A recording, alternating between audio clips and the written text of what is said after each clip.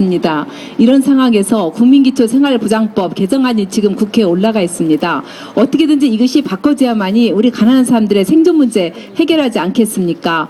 누구나 일을 하든 일을 하지 않던 병이 있든 병이 없든 간에 인간이라 하면 기본적인 생활을 유지할 수 있는 권한이 있고 국가가 이것을 보장해야 한다고 생각이 됩니다. 그래서 국가가 국민기초생활보장법을 만들면서 국민이 누구나 건강하고 문화적인 생활을 할 수 있는 최소한의 생활을 유지하기 위해서 이 법을 만들었다고 했습니다. 그러나 지금 지급되고 있는 그 수급비 내용을 보면은 이것은 그야말로 현실적인 대안이 아니라는 것이 분명히 드러나고 있습니다. 현실적인 아니라고 한다면은 평균 소득의 40% 이상은 되어야 합니다. 근데 갈수록 그 수급비가 줄어들어가고 있으면서 지금은 30%밖에 되지 않습니다. 건강하고 문화적인 생활은커녕 그야말로 생존을 겨우 유지할 수 있는 그런 돈밖에 지금 되지 않고 있는 그런 상황입니다. 그렇기 때문에 최저 생계비를 현실화시켜야 합니다. 그래서 그 수급비를 올리는 것이 가장 중요한 문제가 아닐까 이렇게 생각이 들고 있습니다. 그다음 부양자 의무제입니다. 이 수급비 문제도 있지만 지금 수급 대상자도 너무나 축소되어 있다는 그런 이야기입니다. 실제로 빈곤 계층으로 분류된 사람들이 400만 명이 넘고 있습니다. 그런데 수급을 받고 있는 사람들은 겨우 155만 명밖에 되지 않습니다.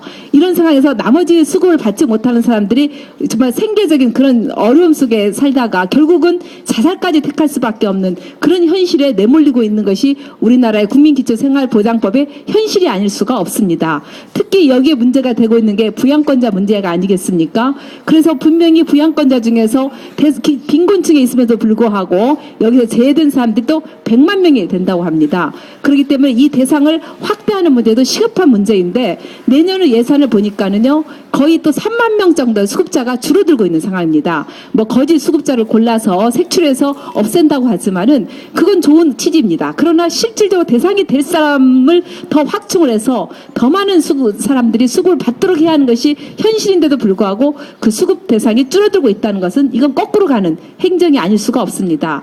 그다음에 또 우리가 주목을 해야 할 점은 이 국민기초생활보장 대상을 하는 사람들이 계속 빈곤 상태로 있어서는 안 됩니다. 어떻게든지 이 빈곤 상태를 벗어나서 탈수급의 형태로 가야 하는데 그러기 위해서는 국가의 도움이 필요합니다. 근데 지금은 국민기초생활보장법에 의하면은 그냥 이 빈곤 상태로 살아가는 것밖에 되지 않습니다. 일을 하지 않도록 만들고 또 자활에 강제로 동원이 되면서 이분들이 더 이상 그 수급 대상에서 탈출할 수 있는 그런 구조가 막혀있는 그런 상황입니다. 그렇기 때문에 이 자활 장려금이라든가 이런 걸 통해서 이분들의 빈민 생활에서 벗어날 수 있도록 국가가 적극적으로 지원해야 하는데 또 그런 부분이 빠져있기 때문에 이것은 빈곤을 더 고정화시키는 그런 역할을 하고 있는 것이 지금 현행의 법이라고 생각이 됩니다.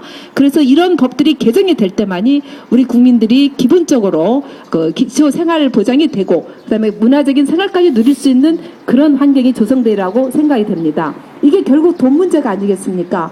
우리가 이런 이야기를 하면은 국가에서는 예산이 없다 이런 이야기를 하고 있습니다. 그러나 내년에 예산이 301조인가요? 그렇게 되는데 국방비 예산이 10%가량 되고 있습니다. 31조입니다. 그리고 4대강 예산 우리 다 반대하고 있습니다. 이거 아무 쓸모짝도 없고 도리어 4대강만 파괴시키고 있고 나중에 10년 후에는 다시 복원하기 위해서 10배, 20배의 돈을 투자해야 하는 참 기가 막힌 이런 돈에다가는 몇 억의 돈을 지금 투자하고 있는 그런 상황입니다. 몇 조의 돈을 투자하고 있는 상황입니다.